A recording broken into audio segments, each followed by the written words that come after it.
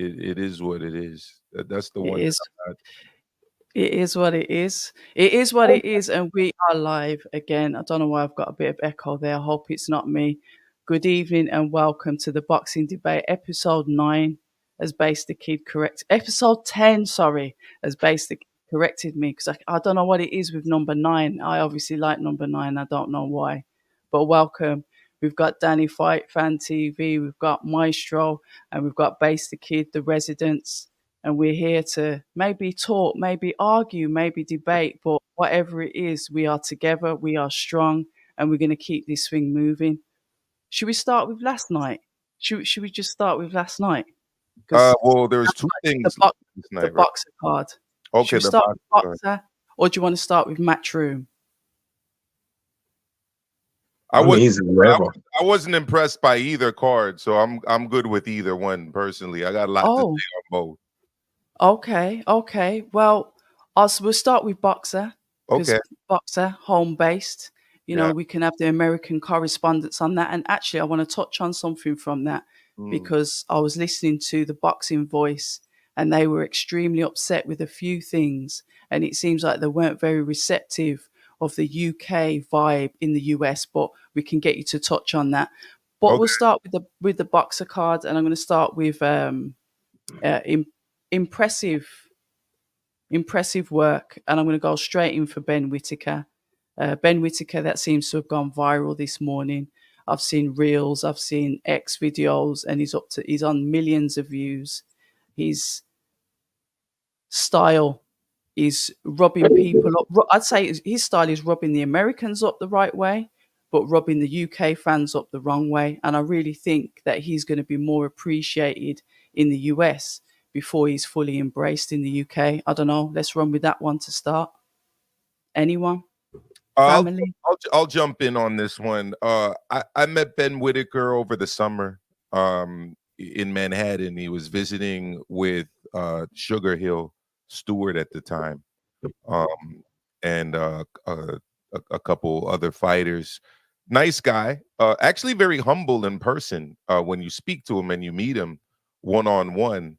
What I will say about his style is that I'm not quite a big fan of it personally, and I'll tell you why.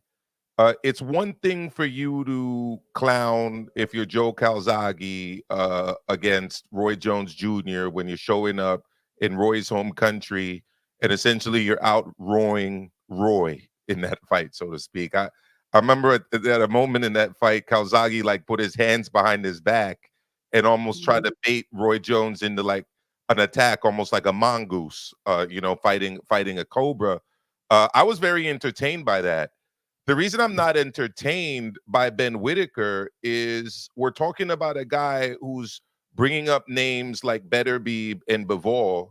Uh, maybe there are people who believe that he's ready for those guys. I'm not one of them. But the guy he fought yesterday, Khalid Gridia, never heard of this dude before. Went into the fight with a losing record. Um, it's like Cosmo Kramer beating up on children in the karate dojo in the Seinfeld episode. I mean, are we supposed to be impressed by this? He- Well, I Danny? mean, I know who Gradio was. I've seen him fight several times. He's a very tough opponent. Well, This is only the third person who's ever actually like stopped him in the ring. So the credentials are there for him. I understand you haven't heard of him, but I mean, ultimately, we don't all know everyone's opponents. But he's very well known in the UK. He's been on and the being well UK known for circuit what? For winning or for losing more fights than he wins? for being a tough opponent. For That's what being he's a known being for. a He's, being he's a journeyman. What do you want him a to do? Like Ben's only had what 4 or 5 fights. I was He's about still a to say, prospect at this point. okay. yeah. Well, here, let's get into it, okay? Because we're talking about the U.S. audience appreciating this, and the UK audience maybe not appreciating it. I'm going to talk to you about this from a U.S. perspective. Um, you want to talk about blue chip prospects? Look at a guy like David Morrell Jr. Look at who Yeah. David Morrell Jr. was facing 2 fights, 3 fights, 4 fights in. I'll be honest, it wasn't against the likes of a guy who's 10 and 13. Um, You know, if you wanna show off beating up a guy who's, as you just admitted, base, he's known for being a tough loser in boxing. A guy who I guess is known for taking a beating. I'll take your word for it. But I'm sorry. Like you want to stunt on people or show off in the ring. Do it against at least a guy with, I don't know, a 60% winning streak, maybe 55. But when you're losing more fights than you're winning, people aren't really going to enjoy you clowning a guy who was literally brought in to lose. That's my perspective. I But hear your perspective. Sorry, go on, Bates, and I'll almost talk every now. single prospect that comes up, almost every single boxer realistically who's on the quote unquote A side, their opponent is brought in to lose. No one brings the opponent in to win. So obviously that's just what's gonna happen. Now look, at the end of the day, I've always said, I've maintained something similar to you in the sense that I've said I actually like the showboating, but I only like it provided he carries on doing it as he steps up the levels. If he only does it now and then all of a sudden gets real serious when he starts getting to the bigger opposition, then I will have an issue with it. I'll say, oh well, where was it now? Like, so that means that you was literally on low hanging fruit. That being said, he done the exact same thing at the Olympics. He's done it in the amateurs against world class amateur boxers. So this idea that, oh, he's only doing it against these no hopers is actually not the case. That's just literally who he is. Unfortunately, what you either like it or you don't. And if you right now you're in the camp that you don't, fine. When he starts doing it further up the chain and is delivering still on the knockouts or the exciting performances or getting the viral moments, maybe then you will like it. And if you don't, then maybe that just might be an issue with you. Well, yeah, I mean, everything's subjective. Everything is your own perspective. But I mean, in his last fight, he fought a guy that was 11-2. Previous to that, 13-6. Previous to that, 6-3. Previous to that, 6-0. So I get when there's a natural progression here, but we've literally gone from guys that have won most of their fights to a guy who, like I said, and like you said, Base, is brought in essentially being a tough punching bag. Like, well, no. I never said that. I said he's a tough night's work. He doesn't. He might lose a lot of fights, but he takes rounds of people. He's a decent enough guy in that sense. He's a How many journeyman, rounds yes, did but Dan Aziz go with him? yeah, he went the distance. Dan Aziz went the distance with him. Ezra Taylor went the distance with him. Carol Latama went the distance with him. The only people who stopped him was Zach Parker and now Ben Ben Whitaker. Whitaker, and there was one previous person years ago. So he's very much like a Dobyshenko type person. He's there. If you're not of the level, he will either beat you or he will put a beating on you. But if you are of the right stuff, you will get through him and prove that you're ready for the next step. That's his role, unfortunately. well, look, things are a little bit different in the UK. Obviously, you don't have government overseeing your boxing like we do in the United States, which is very interesting because the United States is known mostly, for capitalist, almost semi-libertarian freedom, but it's the UK that actually has no government oversight really in boxing whatsoever. I'll be honest with you, this fight would not have been approved by the New York State Athletic Commission. You're talking about a guy who went into this fight with 1, 2, 3, 4 straight losses and a majority draw. I mean, I don't even know how this fight was approved. So again, I'm just talking about it from a guy looking at a fight where a guy hasn't won a fight in his last 7 fights, and somebody is showing off and showing up that particular opponent. Look, this is going to be the last thing I got to say on this. No. Don't let it be the last thing. Don't let it be the last thing. I was not No, Maestro, don't let it be the last thing. That's very interesting what you said. So you said that the New York State Athletic Commission wouldn't have sanctioned this bout. So I don't believe how the journeyman get their opportunities in America then if they wouldn't sanction somebody who's lost 4 fights in a row? Okay, that's very, very important that you say this because, first of all, the United States, again, is not like Britain. So you have literally 50 different state commissions, plus commissions that oversee boxing in the various Native American um, jurisdictions that are spotted around the country. So a lot of times when you see casino fights in various places, those fights are actually under the jurisdiction of various Native American commissions. But what I will say about New York State has a much more stringent licensing procedure than other states. And, I can name some of those states: Georgia, Florida, Mississippi, Alabama. I could go on and on. It's very difficult to get a guy licensed for a fight in New York State coming off of multiple losses. And in this case, we're talking about a guy who has not won a fight in his last 6 or 7 fights. Now, granted, they weren't by knockout, but they were still losses, consecutive losses, a string of consecutive losses.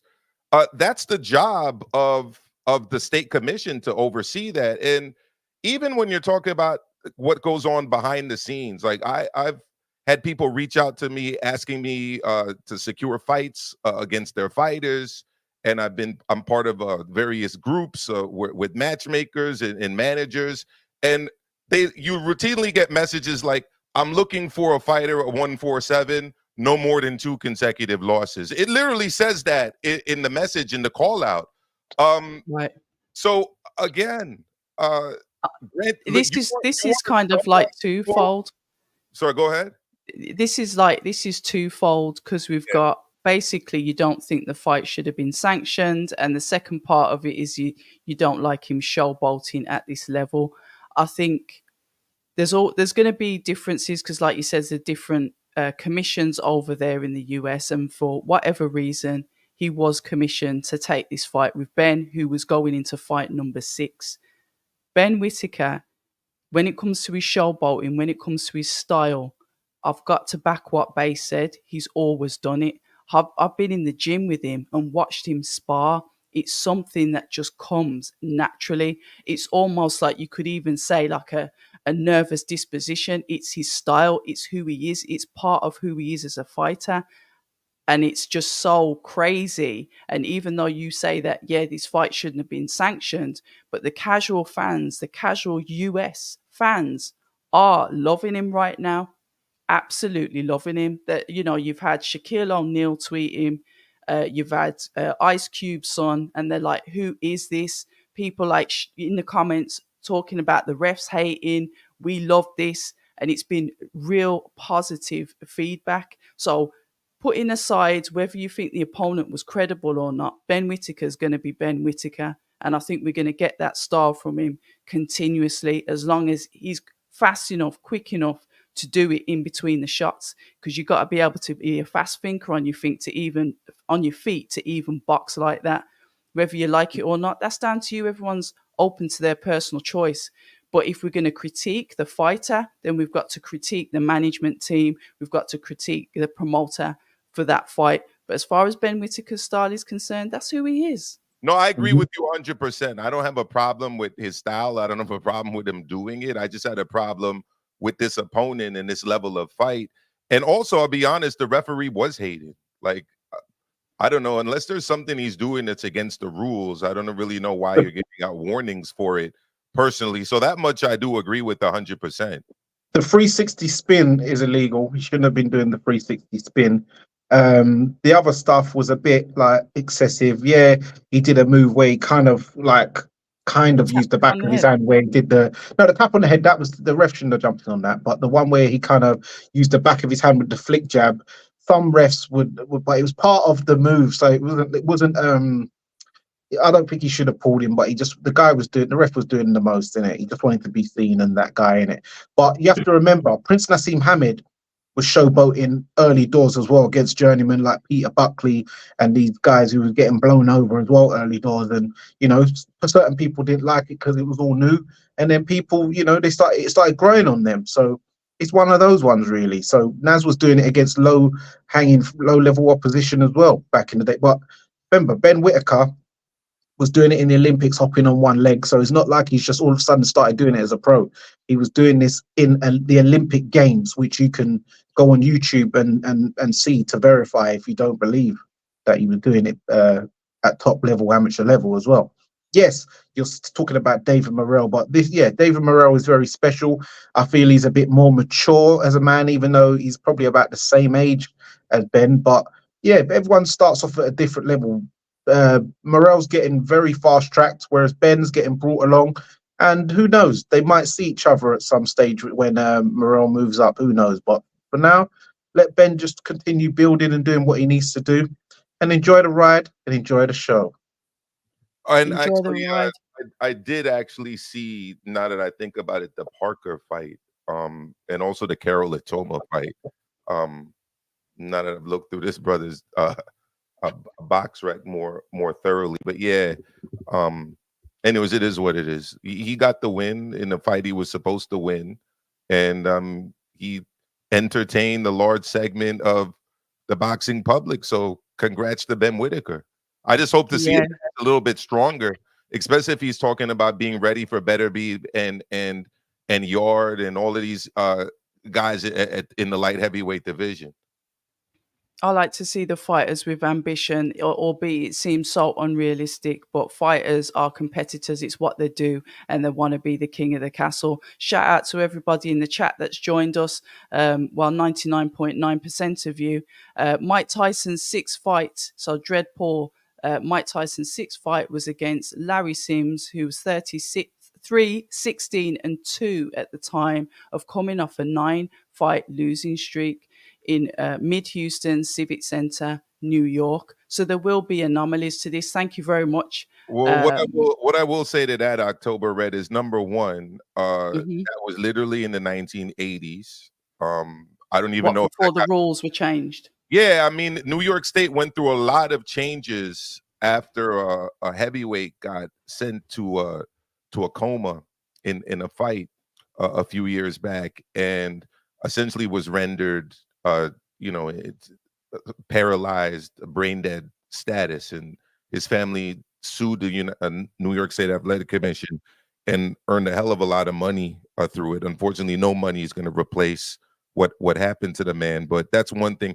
The other thing too is Mike Tyson's ascension in the heavyweight ranks is notorious, or infamous, I should say, for that. And also, he was 19 when that fight was referenced. So, I'm not here to make excuses for Mike Tyson, but I was a different age, different era, and totally different kind of fighter. Different age, different era, and we've spent a lot of time talking about Ben Whitaker. Congratulations to him.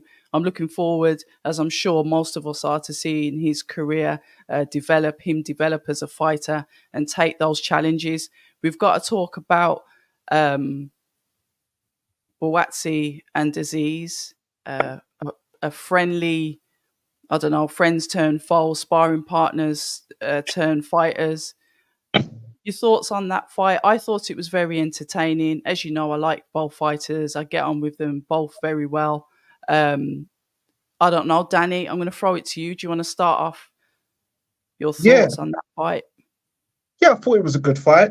At times it was a bit sparring-ish though, which was a bit so I'm not sure if maybe the layoff for both more, or they got into the friend zone. I don't know. Maybe familiarity too much made it a bit sparring-ish at times, but it was a close fight on the cards, especially as I had it 95-95 going into the 11th round, and in the slippery canvas. Yeah. I scored it round by round. And then obviously it was 10-7 and then 10-9 in the 12th. But so that 11th round ultimately took the whole fight away from Dan. But even though Dan was having success, it seemed like Buatsi was in control for a lot of it. He was able to control Dan quite well, especially on the inside, and work away the body, which was able to slow Dan down. But what it is that he still gets caught with the jab so often. It's like, and when Buatsi takes breaks, Dan was trying to get onto him more, trying to sort of. Craig suffered that where he should have been getting onto him when Buatsi takes breaks. Dan was trying a bit more, but then he also is a bit too one-paced, and he was just trying to look for the single shots rather than really trying to set up combinations and hard combinations. Some of his punches, it didn't look heavy enough to sort of really deter or push Buatsi back. I know a lot of people are saying off the back of that performance, some say that they felt Boatsy carried him, but then in the same breath, they're saying Yard knocked out Boatsy based off that performance. A lot of people. I'm like, okay, that's interesting. So they're saying that that fight's going to be next. So, but yeah, I think Boatsy, he looked good. He at the weigh-in, he looked a bit drained in his body. Dan looked drained in his face. He came in very light, surprisingly. I'm not sure what happened there. But yeah, I thought overall it was a good fight, but it wasn't as exciting as I thought it would have been. And Boatsy, he's once again, he still didn't look as ferocious as he has in the past. Like he wasn't throwing the real wingers, the humdingers, like he was trying to throw at Craig, the real malicious, bad intentions type punches. He wasn't throwing them on Dan. And if he put some together in the 12th and he had Dan rocking, maybe yeah, he was tired. But yeah, I don't know. Something in me thinks has something did something in the Craig fight come out of Boatsy that night, because his last two fights he hasn't looked like that same menace ever since. He hasn't really looked like that same guy ever since. You being biased? No, I'm just saying, since that fight, he hasn't looked the same guy. He's not throwing with the same intentions. He's not fighting the same way no more. He's not really going for it. And he could have really gone for it last night. Yeah, fair enough. Stepien, Powell Stepien was ducking about and stuff like that. But this one, Dan was in front of him and he wasn't letting him go. Do you know what I'm saying? And so something's saying he wasn't, I think something might have been taken out of him. Yeah, come in, Base. What you think about that? Base is usually good at like really being like totally objective. So what do you think? Regarding what, something being taken out of him, or just my thoughts on the fight? Yeah. And to like say what Dani said, to go on to what Dani said. I mean, I guess if you look at it, in the last two fights, he has looked a little bit different. He's definitely looked. When I saw yesterday and the Stepien fight, two things that I kind of noticed is that whereas before he used to throw his shots, he used to like throw his shots without thinking. Now it always almost looks like there's a thought process. There's, okay, my foot needs to be here before I throw the shot. Like, because Virgil Hunter kept saying, you know, we need to build him from the ground up, from the feet up now, because he's always been like head and body first. So every time I see it, it never looks like he's throwing fluid motion shots, attacks now. Everything looks like, okay, I have to do this, I have to make sure I'm here, I have to step here. And then it's like he's just taking almost a half a second too long to do certain things.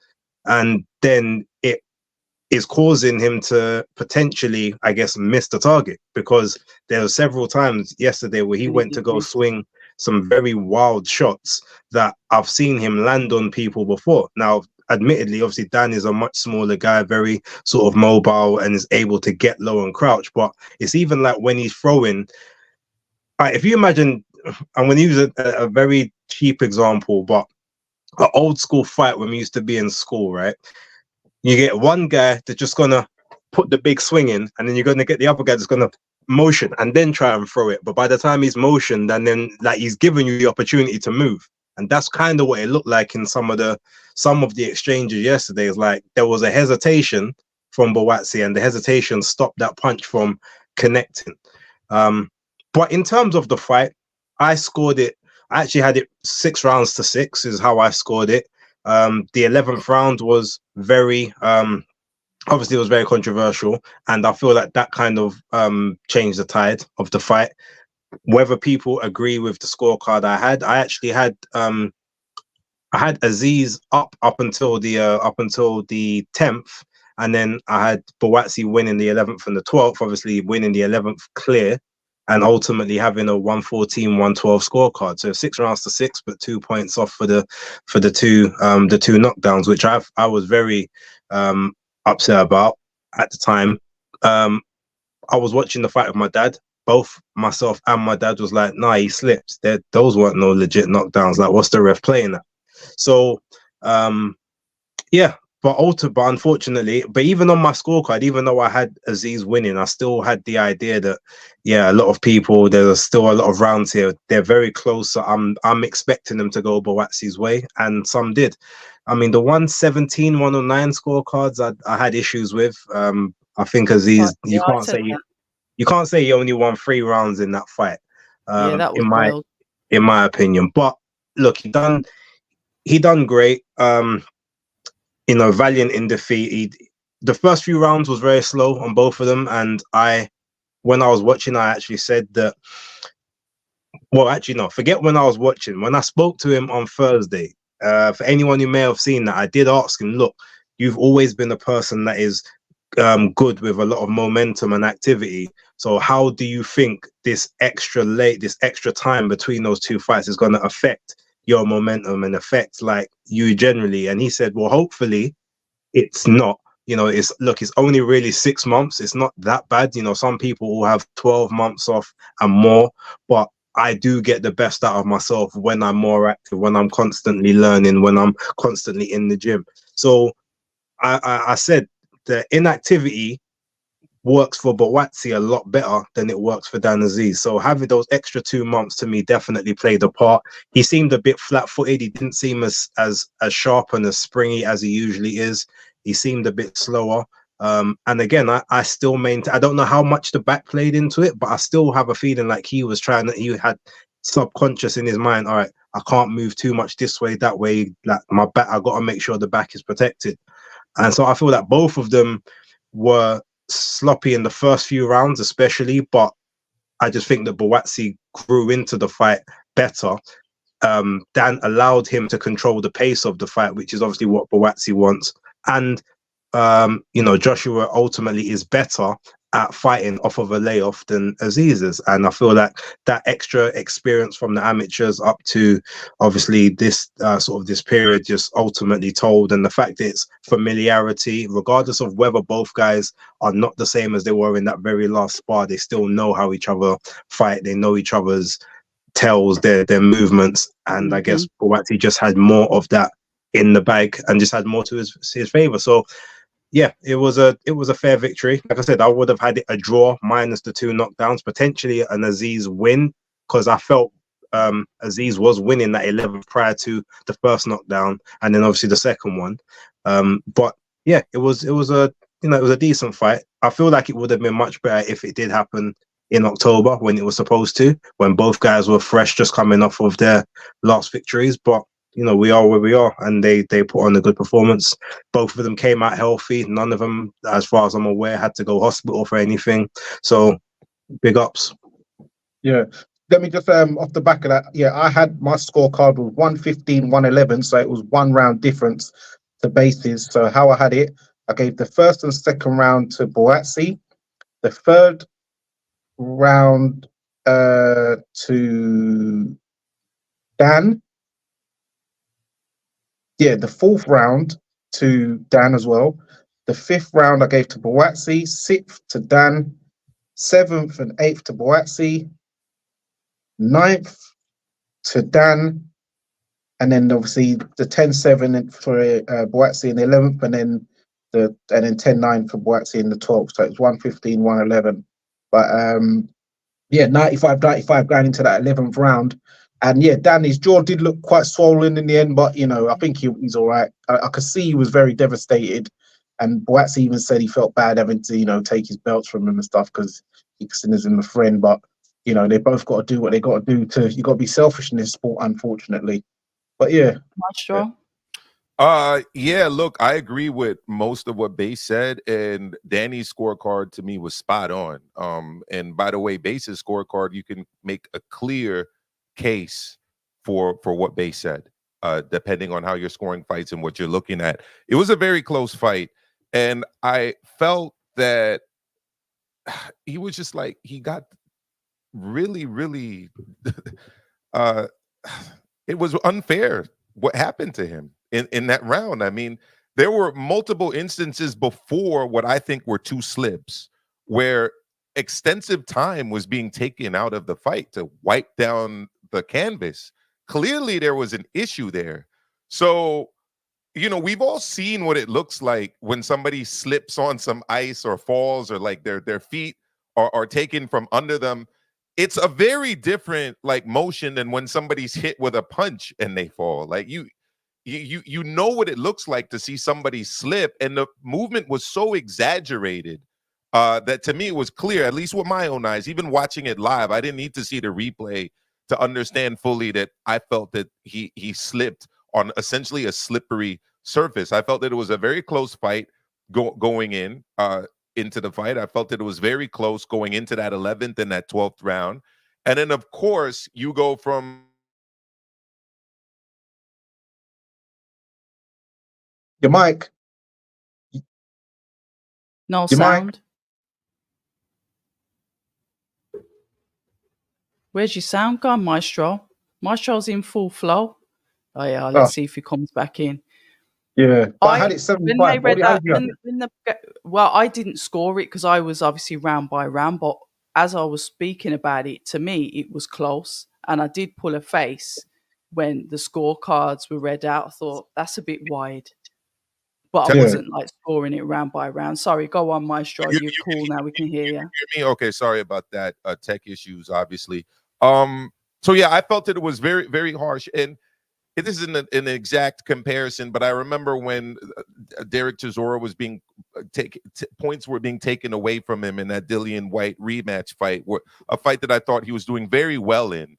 And of course, once those points were taken away, he had to obviously engage in a more reckless kind of boxing, and he obviously paid the price and got knocked out by White as a result. Now, Dan Aziz didn't get knocked out, but I don't think stylistically he would have fought the 12th round the way he fought it had what occurred in the 11th round not have occurred. I'm sure he would have tried to finish strong, but there was a little bit more of a kind of a reckless abandonment there, because at that point he really knew that he was down in the cards, and he kind of had to really, really push for it.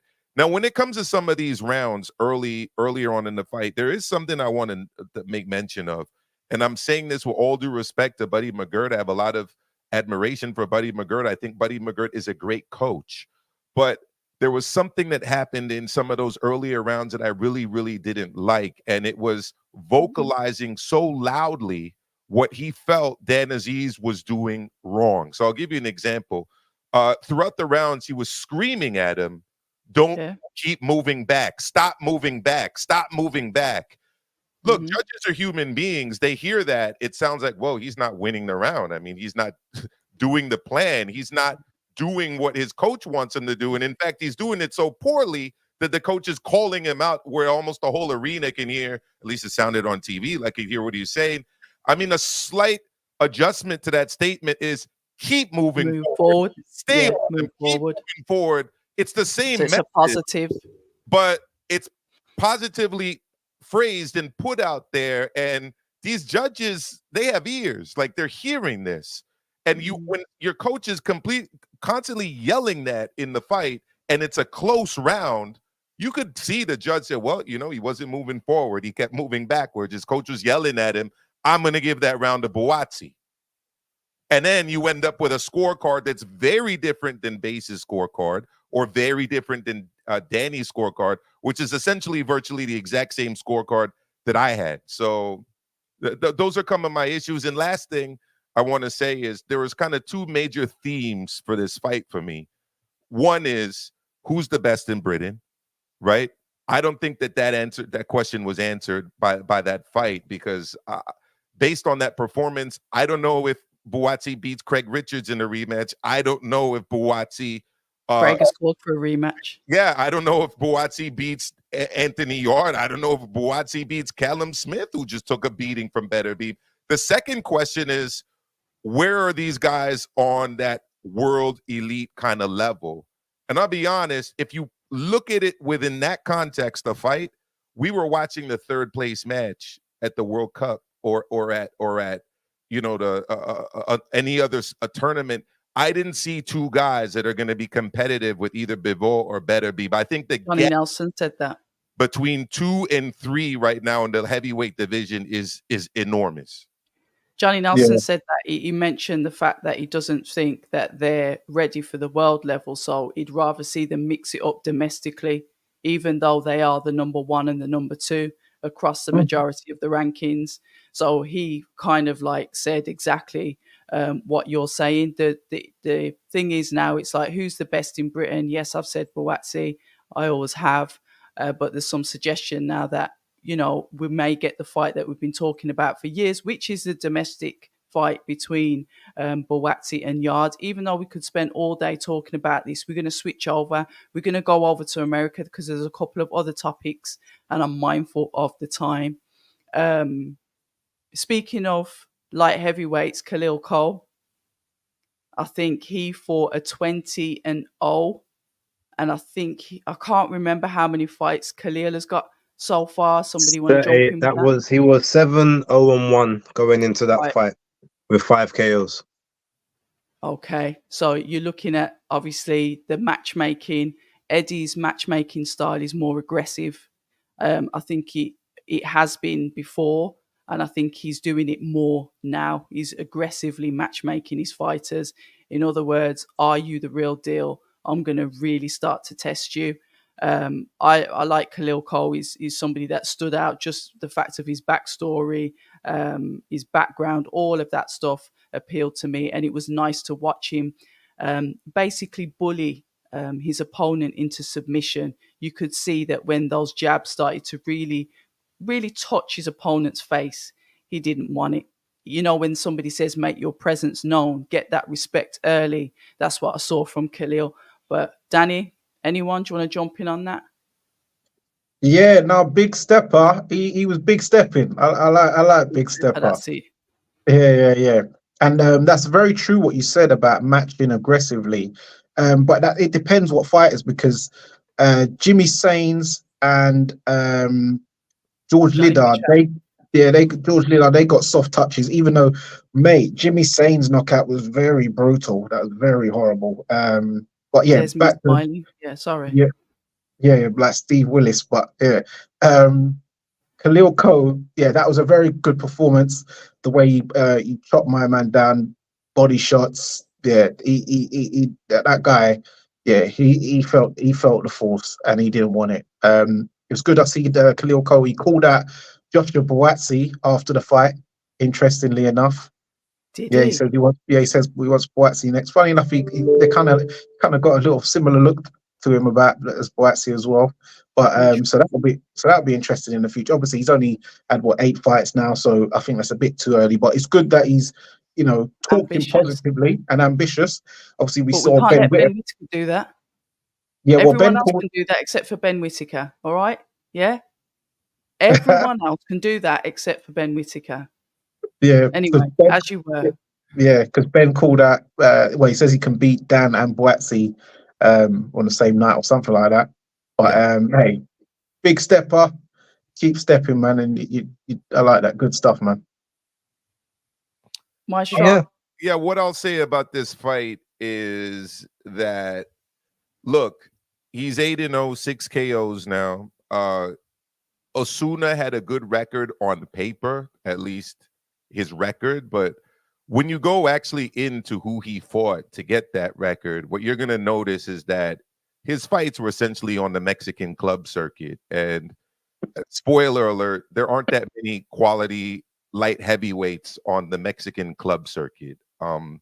So he had a padded record going into this fight. A lot of these fights are against people with losing records.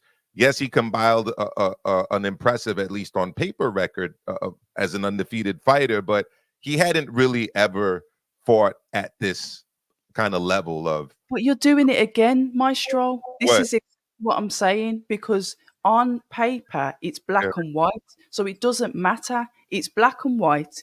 He's had 20 fights and won them, but when Ben Whittaker goes in with somebody with a losing record, well, look at his losses, blah, No, blah, blah. Do you think some of them losses on that Ben Whittaker's opponents thing might have been unfair? This is what I'm saying about the double standards that we have for fighters. It's not across the board. Shoot me now if I'm wrong. Come on, Mike. I'll take it. You're not wrong, October. I'm just not What I don't see it as a double standard. What I'm saying with American bias. Osuna and no, not at all. Because what I'm going to say is that again, it looks like Big Steppa is being tested, but I was actually at his previous fight at the Garden against a Sikh brethren from British Columbia named Bunit Bisla. I mean, again, on paper, Bunit Misla had a reasonable, nice record. He was undefeated, no losses. But he actually absolutely got destroyed. And again, when you look under the hood of the record, what you're going to see is a record built up against guys who are at a much lower level. And here's the thing, you actually have something in boxing that I'm sure you're all familiar with, which is you're building up a guy to be an opponent, right? So you got guys who are being built up against very low level competition to get nice glossy records with undefeated streaks and et cetera, but they're literally being built up so that they can be used as an opponent for a Khalil Cole type person, etc. That's what this guy was. I can't actually say that he's being matched like super hard, to be honest with you, based on the guys he's been fighting. Got a draw though, so he obviously got to be matched quite tough. He's got a draw in there already. Well, yeah, I mean that particular fight he didn't look very well, but I mean to say that Juan Gerardo Osuna was a tough opponent, or Bunit Bisla was a tough opponent. I don't know. I mean, they were undefeated. We've got to do this with all opponents, then, haven't we? We've got to put this across the board because on paper, junior standard is a little too high, and I need to lower it because very high. Because if we go and check out who Junior hasn't fought anybody, and I'm like, well, actually, he has fought people, But anyways, Base, we got to get Base coming. Base, man, give us your thoughts. No, look, everyone knows my opinion on Khalil Cole. He's one of the guys I've been following his career from sort of the amateurs, the last leg of the amateurs. I'm a big supporter of Big Stepper. I like his style, obviously, from Jersey. I like a lot of his story. I like obviously the backstory. I don't really play into a lot of that when it comes to what you can do in the ring. I very much prefer that, but as a whole, I resonate with someone, had some troubles, turned their life around in that aspect. Very talented, got power, got good defensive abilities, and good punch selection. Knows when to press the gas and when not to. Yeah, I mean, to a certain degree, I have to agree with Maestro a bit because I did say in my predictions video, he's 20-0, but I know he's Mexican, so the majority of his career has probably been in Mexico. I said that I believe that probably the Mexican domestic standard is a lot tougher than some other places. Like the same as with South Africa, a lot of those places, like you either come out of there as the real deal or you just come out of there beaten after a lot of battles. But Maestro does put into fair perspective that the light heavyweight scene in Mexico maybe ain't the one. If you go from, maybe at like flyweight to say like lightweight or super lightweight, maybe welter, yeah, you probably got a bunch of killers in that sense. But the more you go up the levels, maybe it's a bit barren. It's similar to the women's divisions. Like, when you get to super middleweight, there's no one there. But when you're in like bantamweight, it's killer after killer after killer. So it could be a very similar thing in that aspect. But I said just based on the actual punching power and the fact that he had 18 KOs, Khalil would need to be careful and make sure, obviously, he doesn't disrespect the power. And I predicted he'd go points. So he done much better than I expected. I thought he would win it comfortably on points, but he done much better than I expected. 3 knockdowns, body work from the first round to the second round, took him apart.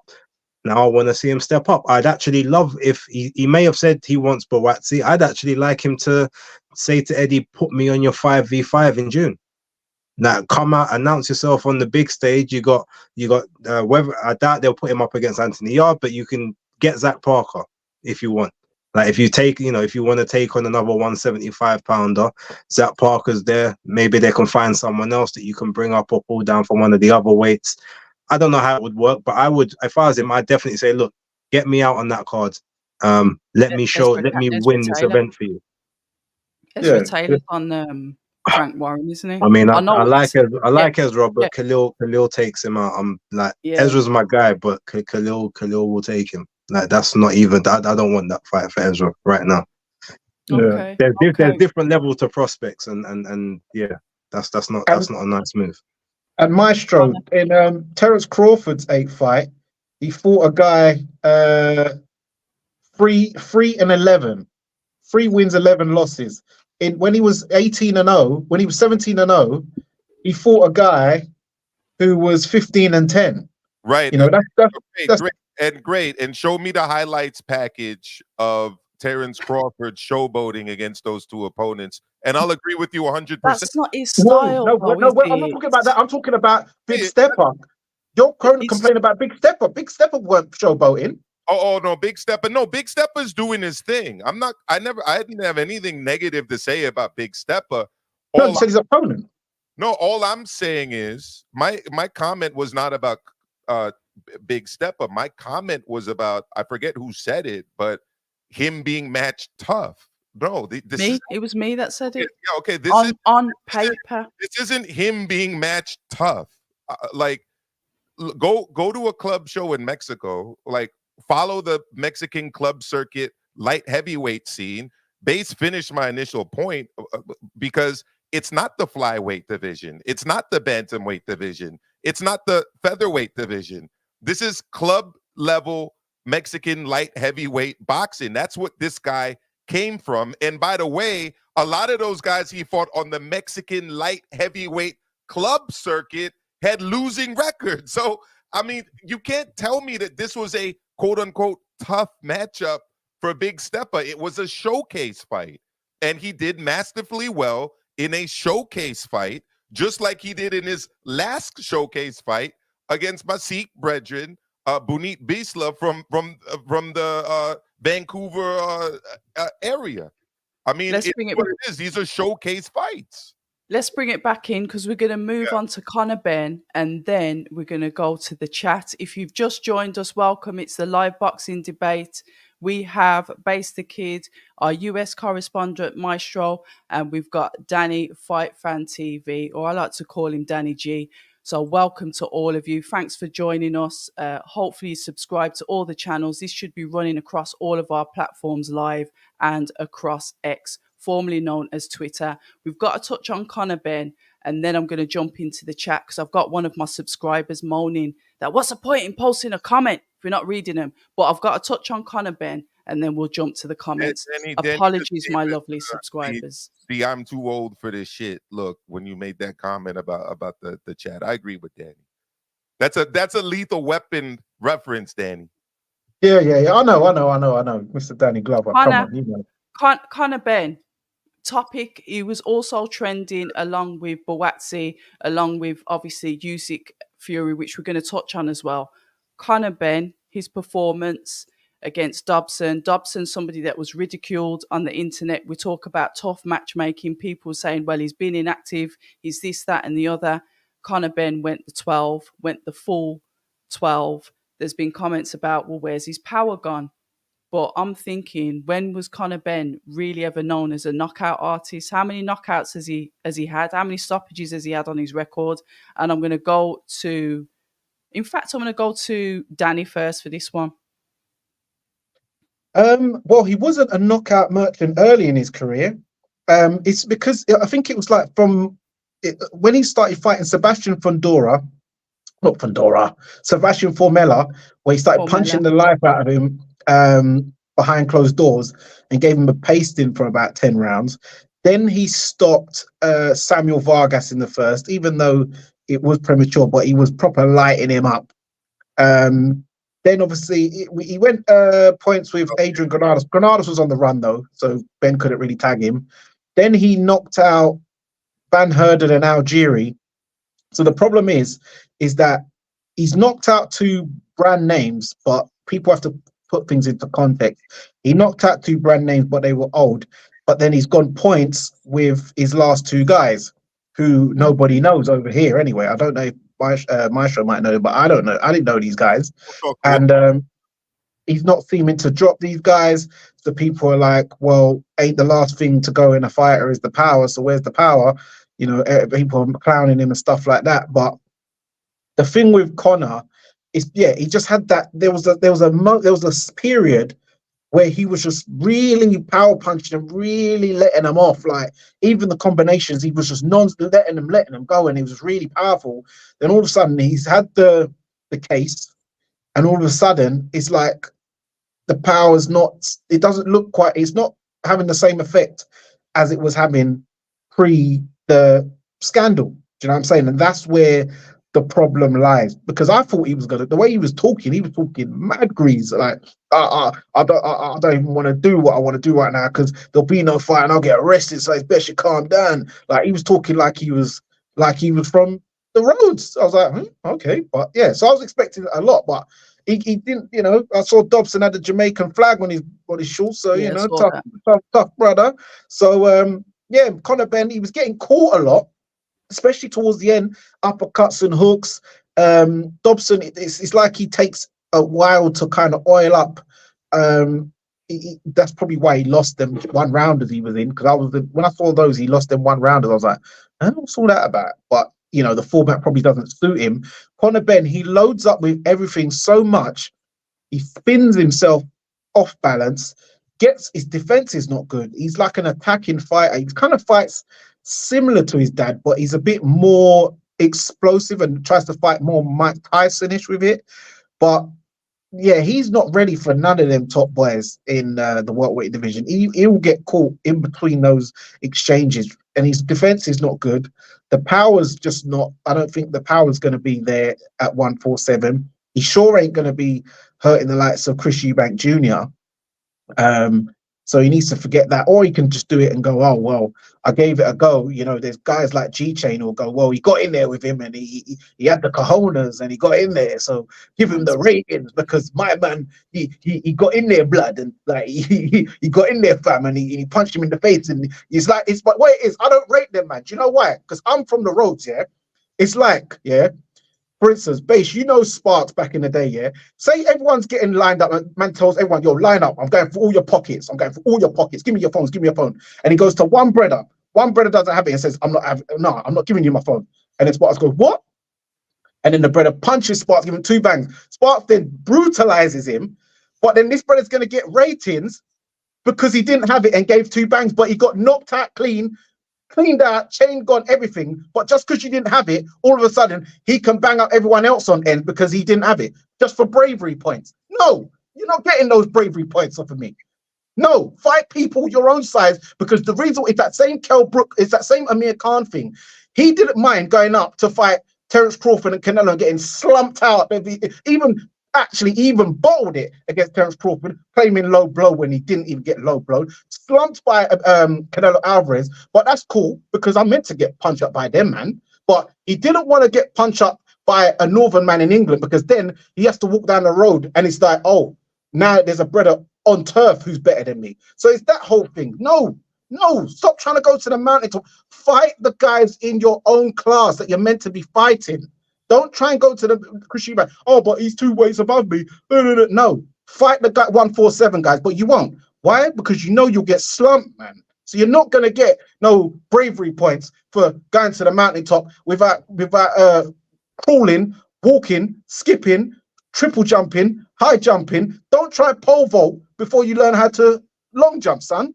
Well, so yeah, it's funny you mentioned that, Danny, because this is actually something I said at the onset of this whole Ben versus Eubank fiasco, right? I was calling it essentially a meaningless fight and be like, you don't understand. You're not from the UK. You don't understand how big this fight is. Stop it. Okay. Half of my family's from the UK. I got a UK passport. I lived out in South London for 5 years, SW2. I'm very familiar with the UK. In fact, I was there for Pascal versus Frosh in Nottingham. I was there for Kotelnik versus Khan at the MEN Arena. I was there for Junior Witter's fights at the Alexandra Palace. So don't tell me I don't understand about UK boxing, because here's the deal, okay? they realized quite early on that this brother was not going to be competitive at 147.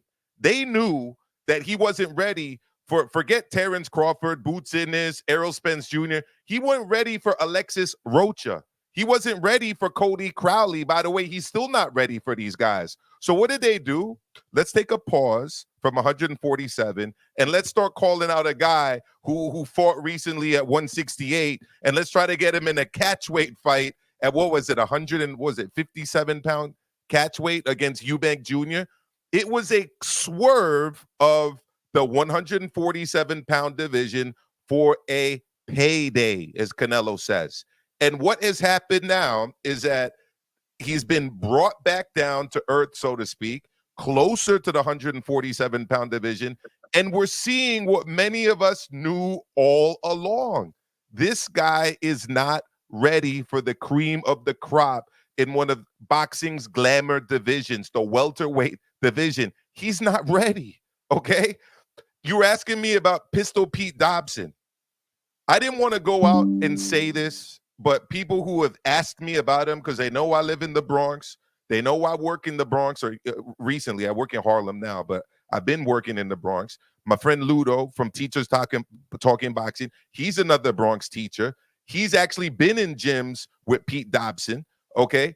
People here, you ask them about Pete Dobson, across New York City, I didn't know anybody in any gym, Brooklyn, Queens, Staten Island, and the Bronx, that was picking Pete Dobson to beat Conor Benn. And by the way, none of those people even rate Conor Benn. They just weren't rating Pete Dobson. So it was obvious to me, at least, what was going to happen in this fight. And based on the previous fight, I thought that this was actually going to go to distance, but it wasn't going to be impressive. You're going to see Conor Benn huffing and puffing and throwing all of these power shots and landing a lot. But at the end of the day, there was not a single moment in this fight where I was like, you know what, Pete Dobson about to get finished, Pete Dobson about to be put down, Pete Dobson about to get stopped. No, he took his licks, he went the full distance. And again, we're talking about a guy who's been brought up from the club circuit with a clean, undefeated record. He'd never been in a fight that even comes close to approaching this level. And by this level, I mean, you know, the Sky Sport, BT Sport now, Yeah, I know what you mean. You know, DAZN, TNT, yeah. level of fights, right? So I think that it's pretty obvious what's going on right now with Conor Benn. And what's also obvious, you look at the kind of almost desperation. I don't know if you saw the IFL interview with Eddie after the fight, calling out Chris Kevin Haney. No, calling out Chris Eubank Jr., almost pleading with him to take the fight. To me, it just looks like they're trying to cash out Conor Benn at this point. They're just kind of trying to keep him active for as long as they can to make the play against Chris Eubank Jr. Because honestly, I'm looking at the division here, and I'm just not seeing guys that he's going to beat. Giasov, no. Budayev, no. I don't think he beats Avanesyan, if I'm going to be honest with you. Giovanni Santillan, I don't think so. Cody Crowley, absolutely not. So Stanionis, definitely not. And then before the fight, he was even calling out Tim Tszyu and guys at 154. What? Based on what we just saw? 154? Are you mad? Base?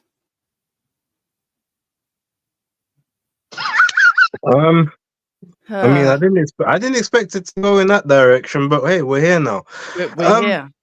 Look, ultimately, I predicted it was going to go points. I had said quite a few. I had said beforehand that ultimately I look at Dobson, and yeah, I don't know if Dani stole this from my video, but the Team Combat League, it doesn't suit someone like Dobson. He looks very much like he's a guy that, you know, will warm into a fight, get defensive, make people expend some energy, then start to make them work afterwards. And that's exactly what he did to Conor Benn. So when I heard all the talk about, you know, I'm coming to take your head off in the first round, I had no faith that was going to happen in any way, shape, or form. There's many times I've seen footage of Dobson where, like, it looks like he's been hit but you can clearly see it's almost like he gets the glove there just in the nick of time. He looks to be a very good defensive fighter, like good solid frame, defensive, can take a shot, knows how to ride a shot. But the most important thing is, as we was talking and what you said earlier, Red, about obviously this whole thing about everyone's looking at Conor like, well, where's the power gone?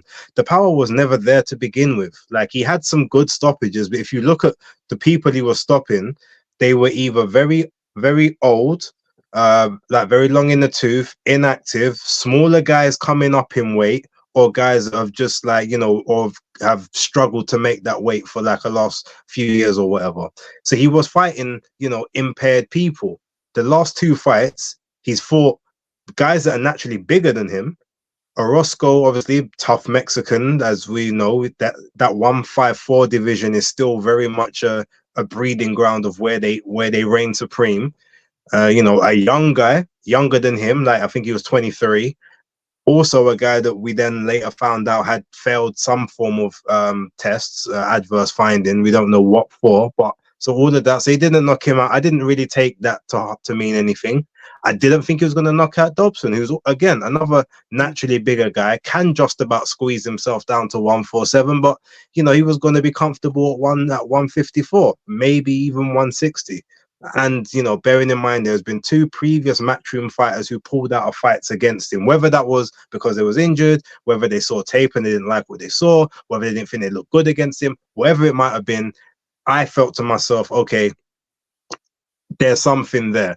And then again, the Team Combat League thing, he's 3-7 in that. So he's had 10 fights in that. Yes, it's only one round of action at any given time, but that means he's still in the gym, still training to fight. So he's not just coming off the couch. He's having some under the hot lights action. So so the fight played out as I predicted it would. And I'd said that I think that he would be a very tough test for Conor. He was. And that probably does, as the other two said, lead us to believe that Conor is not ready for the tops of the division. And people who think, oh, well, he needs a big fight to be able to get up for. Now, if you needed a big fight to get up for, you would have done a better job against Dobson. I don't believe the cards giving him 1 round and 2 rounds. No, at worst he got 3 rounds in that fight, and probably you could say that he even ran him close and got 5. And that's coming off of taking the first 3 rounds off, basically, to warm into it. So yeah, like I guess we know where Conor's level is in that aspect, and he can still improve. He's still a fairly young guy. How much he can improve, I don't know, but maybe they are just looking for the cash out, or maybe looking to just take big fight after big fight after big fight, and even if he loses all of them, get nicely paid in all of those matches. I'm not sure. Well, But no, sorry, go on. Yeah, but just ultimately, that's pretty much how I see it. It wasn't a great performance, but it wasn't terrible either. But it went the way I predicted it to go. So, it is what it is. Yeah, sorry, babe, I didn't steal it off a video. Remember, I spoke to you on Thursday, and I was like, "Yeah, but he's getting punch up." Like, I did say punch up, but he's losing these thingy ones, and you was explaining how that Combat League thing works. So it was you who explained to me how that went. So it was you directly in person. So big up, Base. I've got another shout out to give him, but hopefully we get that in later as well. Yeah, we need to get that in later. And there's some, obviously the Twitter war's carrying on. We've got Javante Davis posting inboxes again from Eddie Hearn, trying to arrange fights. We had Haney Sr., I think, go up to Conor at the post-fight press conference, etc., etc. We've had all of that. We'll see what happens with Conor. But I did want to touch on one final thing with the Conor Benn situation. I've got to go back to Maestro for this. The Americans were speaking about 3 p.m., which they were okay with 3 p.m. But what they didn't seem to like was the Englishness of it all, the Britishness of it all. And call me biased. I don't care if I hear American voices over here, if I hear American commentator, if I hear American ring announcer, if we've got American fighters. I don't really care. But is there an issue over there in the US with the Brits being in the US? Do we annoy them that much that they just don't want to hear us speaking or whatever? Can you explain that? Well, the United States is a big and diverse country. So I live in New York City, which actually has a lot of British people, Okay. expats. And I watch a lot of football. And there's a thing here in North America, at least in English speaking North America, Canada, and the United States, where, you know, it's like almost a plus on your resume if you're British and you want to speak about football here. Like almost every soccer football pundit show has British people on it, whether they're Scottish or English on commentary. And it's almost like the reverse there in England, because I brought this up to you earlier this week in the chat. I don't know why Big Mo has a job on Sky and working for Boxer. Are you literally telling me that there's no one in the United Kingdom that can read cue cards and announce people's names, that they got to ship over this guy from the UK? What's wrong with Big Mo? I just don't think he's very good. And honestly, it's like, I thought you had rules in the United Kingdom where to give a foreign man a job, you need to prove that there's nobody in the country that can do the job. Are you telling me that there's nobody in? Because I have friends in England that unfortunately were not citizens like me. And when they needed to get a job, they had to go to the home office and figure that aspect out. I don't understand how there's no one in the UK that can ring announce. Is that like, why are they bringing over a man from the US? And by the way, we got hashtag turtleneck. What happened to turtleneck? What happened to the Right? legend? I'm going to pause it right there because we've got a super chat, and if we've got a super chat, we've got to put that as priority. And then I'll answer your question about the Yeah. US, the UK Okay. in Vegas. So shout out to WM Boxing Views. Thank you very much for the donation of $4.99. Guys, the super chats do show up and these will stand out. If there's a lot of traffic in the chat, the super chats will stand out. So sorry if I haven't got to you yet. Shout out to you all. This is a question I'll leave on there, but we're gonna answer it in a bit. And the question is, what will Fury do next to get out of fighting Usyk, kidnap his trainer? Fury v Usyk will not happen. So that is in the starred box. We're going to come back to that. Everyone's smiling. It's a topic we're going to cover, but I need Maestro to go over this before we move on to. I want to wrap this up. So yeah. No, generally speaking, I've not heard about people complaining about Brits on podcasts. Okay. I've actually heard more complaints about US announcers on DAZN. The biggest one being Sean Porter. I've heard a lot of complaints about that. But when it comes to this particular show, I'm actually a big fan of the afternoon fights. This was actually super early because they're on the West Coast in Vegas. So the doors open for that event at 10 a.m. local time. Very, very, that's an anomaly, obviously. It was, 2 p.m. for us here in New York, but they're obviously even for 3 hours behind us on the West Coast. So that's 10 a.m. in the morning over there. Pretty early, or 10 or 11. 11. Whatever. But doors opened up anyways at 10. Look, it was a small venue, extremely small. I don't even know if that was the big room at the Cosmopolitan they were in. It didn't really look like it. It was 3,200 capacity. Okay, so maybe it was the big room then, but they weren't showing it on camera. So they were probably hiding the fact that the upper rows maybe were empty. I don't know if it was a sellout or not. You couldn't really see that on TV. But generally, Barry Jones is one of my favorite commentators. I love it when he's on DAZN. I also think Darren Barker is very good at his job as well. So I don't have a problem with the UK DAZN people. The only person I've ever had a problem with really is Tony Bellew, when he's filling out scorecards and then rushing to the corner to scream instructions at Derek Chisora against Pulev and then running back to go fill out his scorecard again. I just don't understand how you can do that. But no problems with Brits on this side. But then you guys also got to remember I'm half Brit myself, so I may not be the best person to answer that. Well, we're going to move on to the final part because, we can argue about Big Mo. I think Big Mo's cool, but whatever. But the final part, what we want to talk about, and I'm going to play it, and hopefully I don't get copywritten for this. but it was. He said, he said that I just wanna. And he knows to talk English. You know to talk English. I know. But he said that he wanted to wish to Tyson a fast recovery and make sure, God bless, everything is gonna be okay in his camp. Okay, and Egas, do you feel? Thank you, Alexander. Appreciate it. But Egas, never call me a coward again. I've had 35 professional fights. I've been boxing 18 years of my life. I've climbed off the canvas 10 times of the biggest punches in history to win. Never a coward. Never back down from any man in my life. And if any man calls my wife a bitch, I take his fucking teeth out. Do you I didn't call your wife a bitch. Yes, you did. Yes, you did. Yes, you did. I don't do that shit. Well, I'll apologise for that, man. Don't Because I apologise. and I know cowards. I've boxed all my life. Shit happens. Shit happens, How brother. can you call me a coward? You've never boxed in your life. How am I a coward? I've had 35 professional fights. I'm a 2-time undefeated heavyweight champion. I'm the second longest reigning lineal champion in history. How am Yeah. So that was literally so credit to Ariel Halwani. It's his YouTube channel. So if we get copywritten, so what?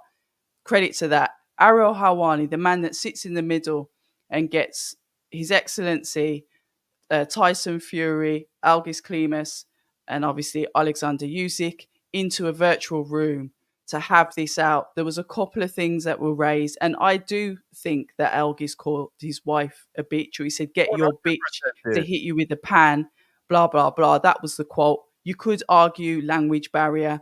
Bitch, maybe he was referring to one of his fighters, but I took it as he meant that to be his wife, which to me was extremely offensive. So I understand why, obviously, Fury was pissed off about that. When it all came out, when it all started and the rumours were rumbling, first we hear about Opetaya sparring 5 rounds and then all of a sudden he's going back, and then 2 weeks later this mysterious footage leaks out, the fight's not happening, Johnny Nelson sort of mentioned something about it. What did you guys think of that? Because the writing was always on the wall that something was up, and I'm going to go straight to base.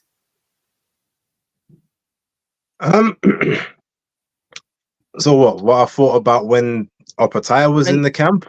Or? No, just when obviously it came out the other day that the fight was off. Well, yeah, I mean, I said that I thought the same thing that I always thought. Typical Tyson Fury. Before having all the facts and knowing what had gone on, if there was ever going to be someone or a reason why this fight got postponed, it was only ever going to be one person, and that person was there. There's multiple people who said this fight wasn't going to happen on the on the date that it was announced. I remember we had a conversation the other day, and I goes, well, no, they put out the trailer now. That that thing costs a lot of money. You can't you ain't pulling out the fight after that comes out. But lo and behold, it was the same thing that's happened. Now, when you sort of conflate that, and look, sometimes it's not fair to conflate all past transgressions with this, because when you go into a trial, you do a trial on a case-by-case basis. But ultimately, people remember traits and habits, all right, and lawyers will specifically always try and go for any repeat offenses to show character flaws or repeat traits within someone. And in this particular instance, you've had Tyson Fury on numerous occasions say, I've got no interest in fighting the little pumped up middleweight. Why would I want to fight him? The belts belong in the West. They don't belong in the East with the foreigner that doesn't speak English. He's always said, well, wait, when did I ever say I cared about Undisputed? That's you lot. That's the other guys. I have no interest in that. Maybe if you want to pay me a shed load of money, I might consider it. So you've got all of this built up.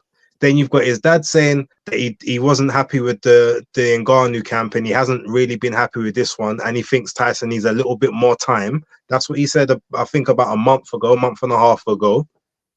You've got those scenarios. You've then got what's it called? You've got the whole thing with Opetaya, which is very weird, to go over there, go to Spa for a fight that's about to take place in 5 weeks from then, but to not have any preparation for yourself, to then go back to Australia, to then have to come back 2 weeks later which doesn't really make sense because your internal body clock's going to be all over the place. You're going through about 5 or 6 different time zones to get from there back and then to go back the other way. There's a lot of things in there. So then when you hear all of that and you hear a bunch of people saying, I bet you this fight don't happen on the 17th, you get the dad saying, yeah, he needs some more time, but we are where we are. And then all of a sudden the fight gets called off due to a cut in training, when no one then has any knowledge of what happened or whatever. So then you start thinking, oh, okay, well, it sounds like typical Fury. It sounds like typical shenanigans. Then you see the quote unquote footage, which to me is very inconclusive to begin with. Like, it looks like it was recorded on a Samsung S1. We're talking 240p resolution. I don't know how you get that in 2024. But that being said, to me, the quote unquote elbow looks like it doesn't even land above the chin.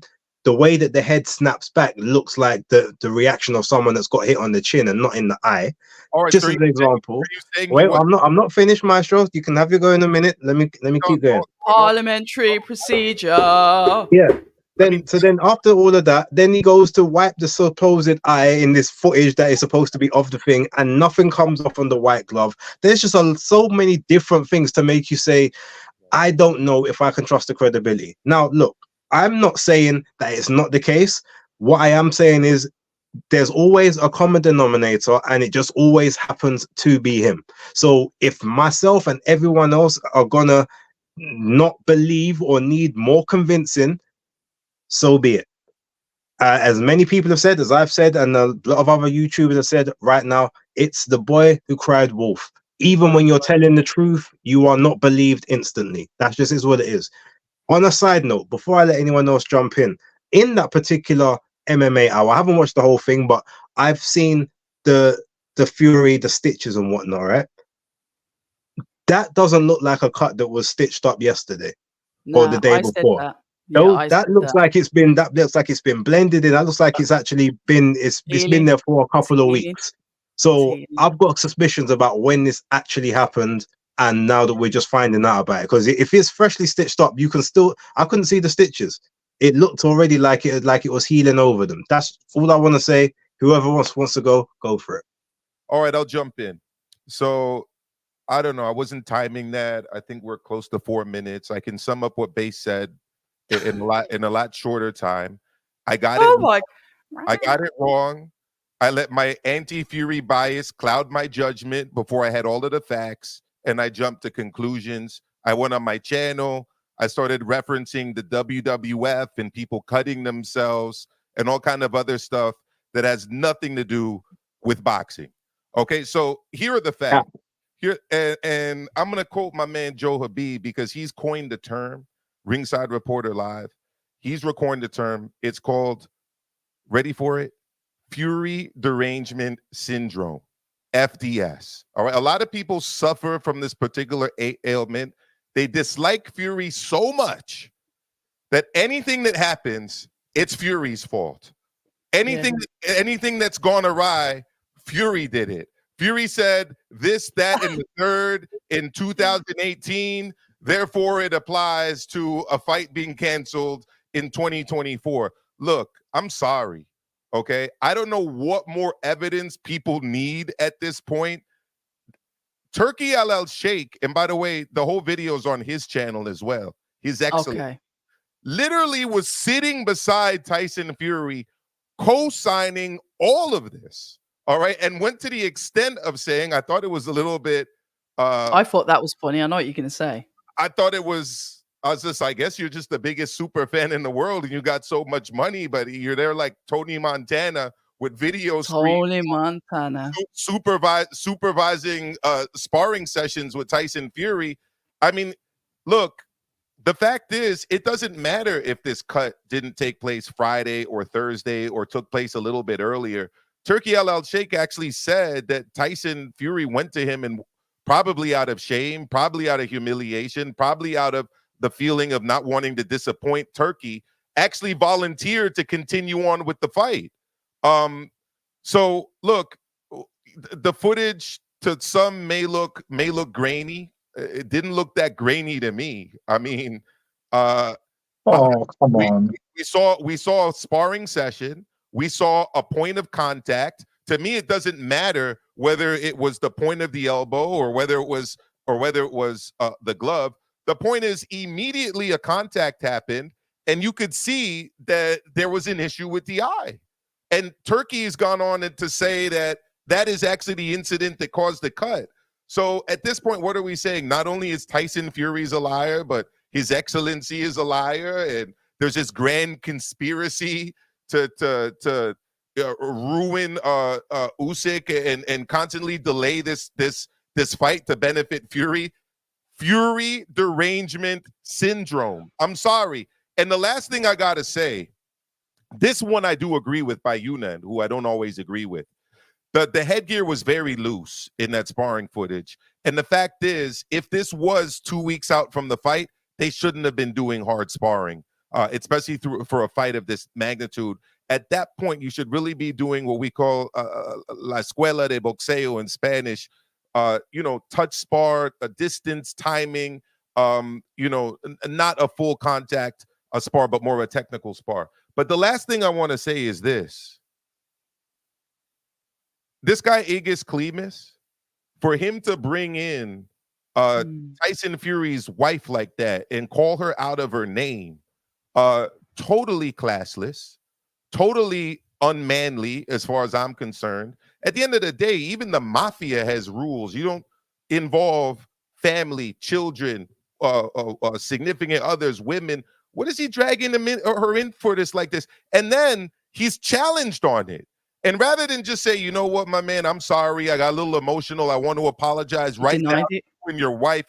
I would have actually respected him a little bit if he had said that. Look, the moment we're all disappointed. I shouldn't have said that. I was speaking off the cuff.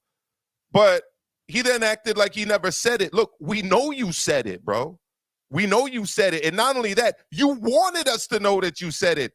No, he didn't say he didn't say it. He said he didn't. He said he wasn't talking about Paris. That's what he said. Who's he So talking who was he talking He's about? talking about a bitch hitting him with a frying So pan. who's he Got your bitch to hit you. I mean, how many people have quote unquote bitches? I mean, it's not. Or it doesn't have to be his wife. Mate, think about it. Why would Tyson Fury be referring to his wife as a bitch? Why would that be his bitch? You know what? It's His the bitch context could have been one of pan, his pan, fanboys in the team. wife. It's the context of the pan, the frying pan, home, wife. That's how I read it as a female. I read that, and I looked at it as like, what? It sounds like a misogynistic comment, to tell you the truth. And by the way, if that's not what he meant, then he could have clearly said, no, I didn't mean that. I was talking about one of your lackeys or whatever. He never said that. He just straight up said, no, I didn't say it. No, he said, I wasn't talking about your wife. That's what he said. Listen to it again. He said he wasn't talking about his wife. He denied that it was his wife. By the way, what was the point of saying, and you can quote me on that, word for word? That was in the statement.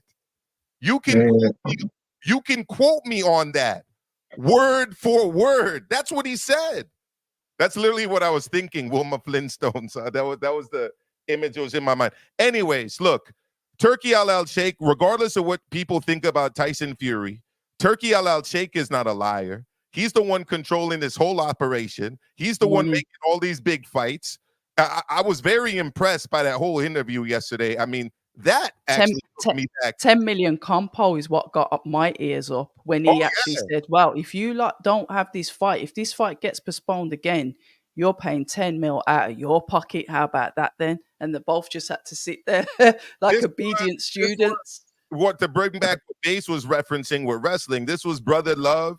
This was Freddie, Classy Freddie Blassie. This was Bobby the Brain Heenan.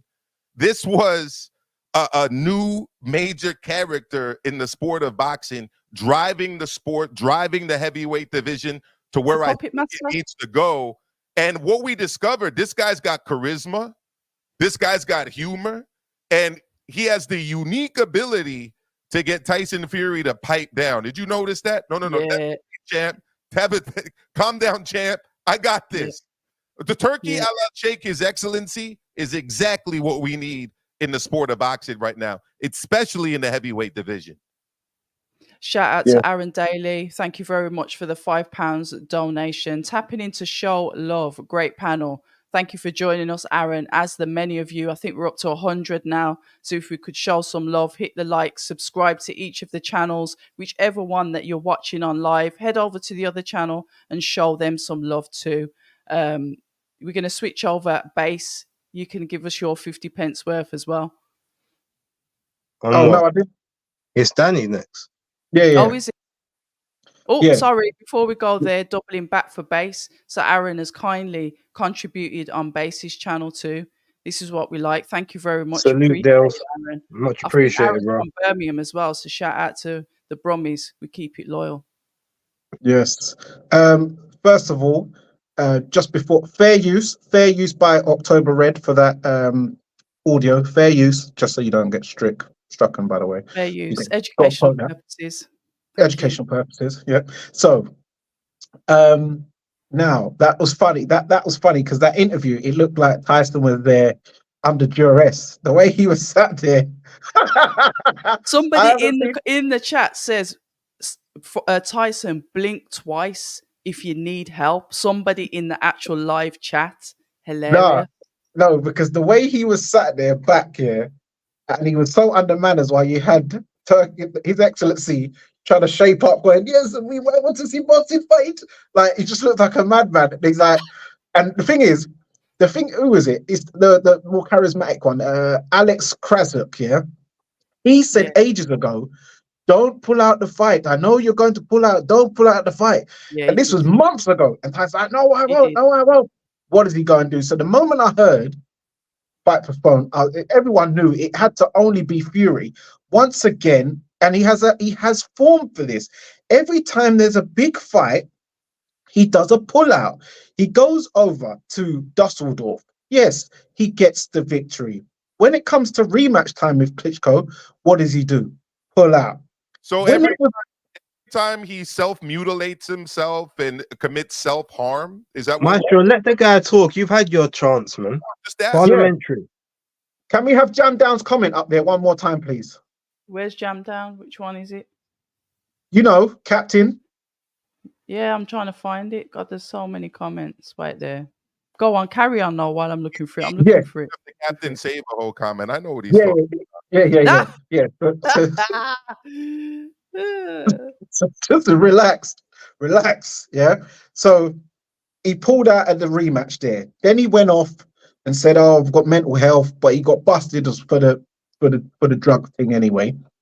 Then when he was meant to fight Wilder the second time, he postponed it. Then in the third one, when he meant to give him his due rematch, that was about 18 months in between. He was trying to get out of it with arbitration, and then he had some kind of injury. Then, anytime when he's fighting guys like Dillian White, what's his name, Wallin, Tom Schwartz, Chisora, he never pulls out of these guys' fights. He never pulls out of these fights.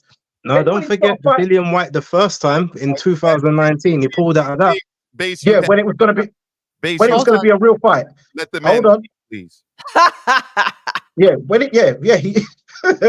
it was going to be a real fight with Dillian, he pulled out of that one, making all these excuses. When he knew Dillian, he'd been knocked out by Povetkin, he wasn't the same guy. Then all of a sudden he didn't pull out. Now he knows. Hold on, you've got a small rabbit-toothed middleweight. Why are you pulling out so many times? Want so many mad demands for a middleweight, like man with an earring, this and that? Because what it is, you see, Fury, he's one of them guys. He's got that big man syndrome, yeah. He don't mind if he loses to someone like, say, AJ. He wouldn't like it, but he can live with it. But the worst thing for a big man who thinks that it's all about how big you are and, it's the size of the gun, not the effect of the bullet, is when you lose to a small person, because you can't compute it. That's why AJ had a bit of a meltdown. Everyone was like, what's up? But it's when you lose to a smaller person, you're looking at him thinking, how can this guy beat me? But Fury knows deep down. AJ said was, how could you beat me? I'm bigger than you. Yeah, and Fury has that complex. And Fury knows deep down that Usyk's going to beat him. He knows it. Because and as I said, he's always got a problem with guys 6'3". He's been dropped by Pagic, who's 6'3". He got dropped by Steve Cunningham, a cruiserweight, 6'3". He got beat. Even his dad said he lost that first fight to John McDermott, 6'3". When David Haye pulled out with the cut and it was meant to get rescheduled, Fury didn't want to go through with it. Another 6'3". Usyk, 6'3". I'm telling you, this guy, and Fury knows it. He knows what's coming.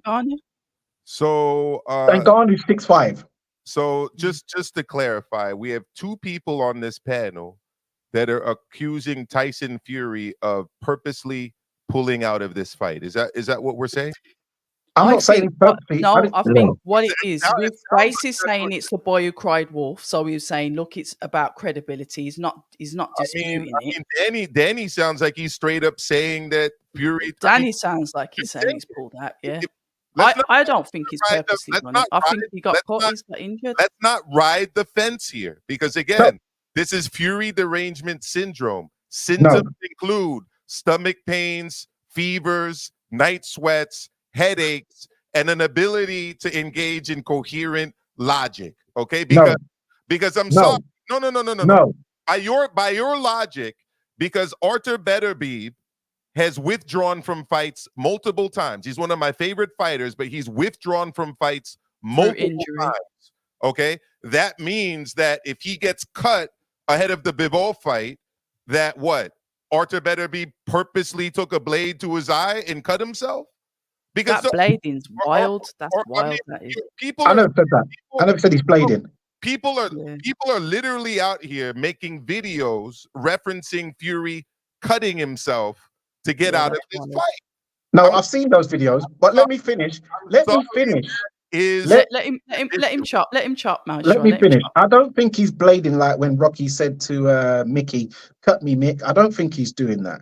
But I just find it very cool. Like, it's just mad how every time they're saying don't pull out, and he keeps pulling and having all these mad reasons why he don't want to fight this man.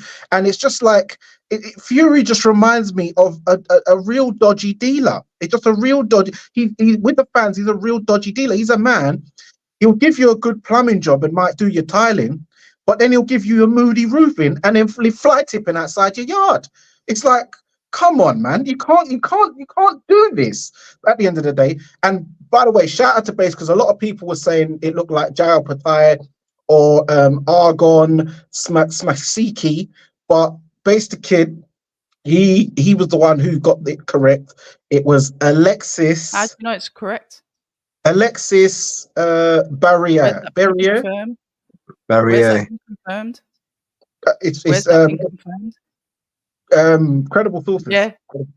So yeah. Well, it's not confirmed, is it? So by show, I'm saying it's Jael Patai. So by show of hands, who here believes that Tyson Fury has willfully withdrawn from this fight? I think he's willfully, because even that thing where he got hit with the elbow in the chin and he's gone all of a sudden straight away, oh, come on. It's like, hold on, what's that about? But it was a little bit too fast. I mean, he literally had the same response to Otto Wallin in the middle of their fight, telling him to cut it out. I mean, whatever. No.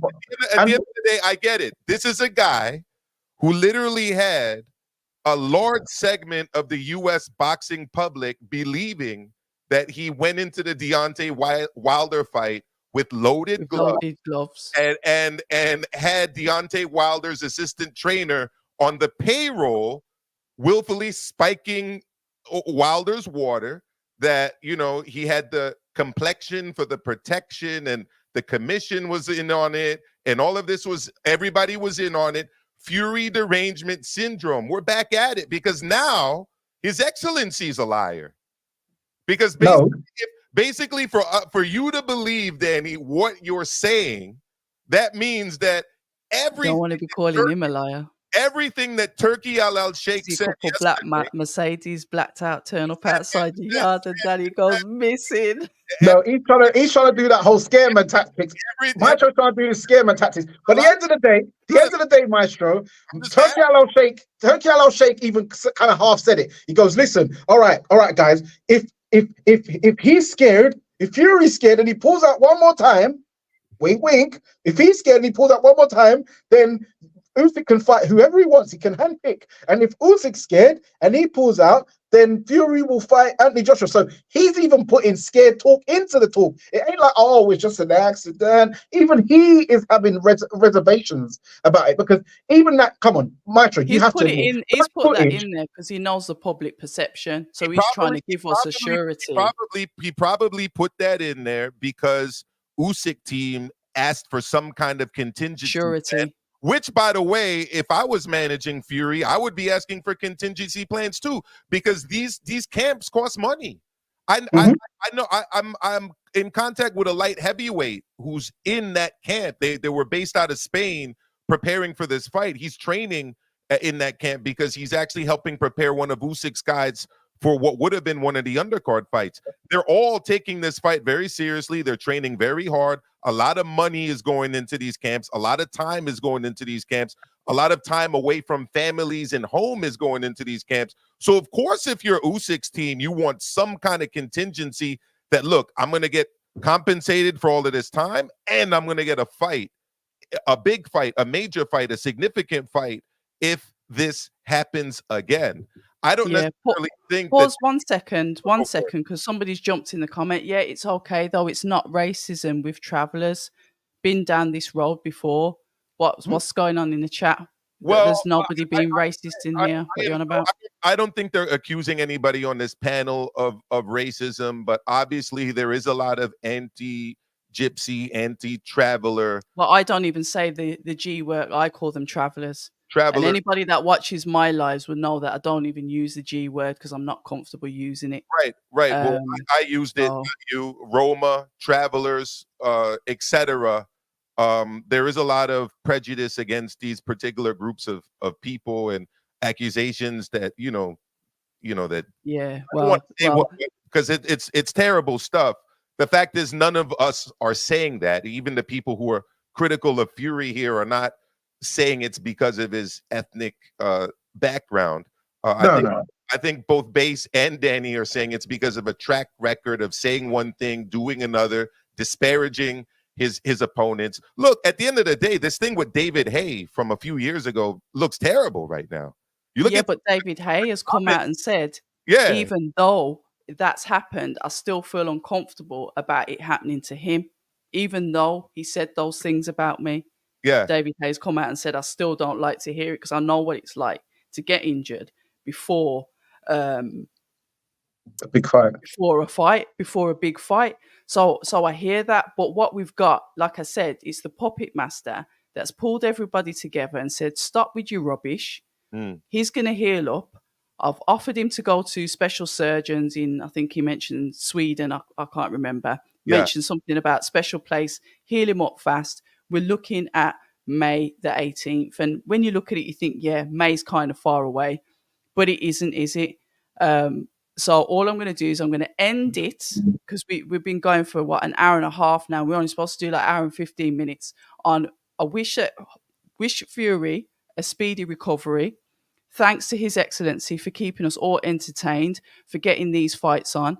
Because now we know that I think, is it the Beterbiev Bivol is going to be the headline of the 5x5. Eddie Hearn has confirmed that it should be around March the 8th, 9th when we get the full 5x5 list. So we've got that to look forward to. He let that out when I spoke to him the other day. Guys, if you've asked questions and we haven't been able to get to them, it's due to time. Thank you very much for everybody for the super chat. All 105 of you that are in here at the moment. Like I said, please subscribe to each of our respective channels. We'll do another one of these again. We don't know when, but we will definitely be doing one. Panel, you know what it is. You've been all great, all comments, all fun, all differences in opinions, and that's why we come together. Guys, for now, you know what it is. Any final words from the panel? No, just big ups everyone. And I just want to say that whoever's in that Fury camp, you're making millions of pounds. You can't be using them crime watch type camera. You know them crime watch cameras. You know what it is? That footage was leaked. That footage was forwarded 7,000 times. So by the time you're putting it up and leaking it out on the internet, that's not fresh footage. That's why it looks 900 years old. That's what happens. Yeah, but you know the crime one. forwarding, someone's nah. No, You Someone's don't cry much filmed when that they and say, it and because it's continues all forwarding. brainy. We could go on arguing about this we all night long. we The stream's ending. It's ending.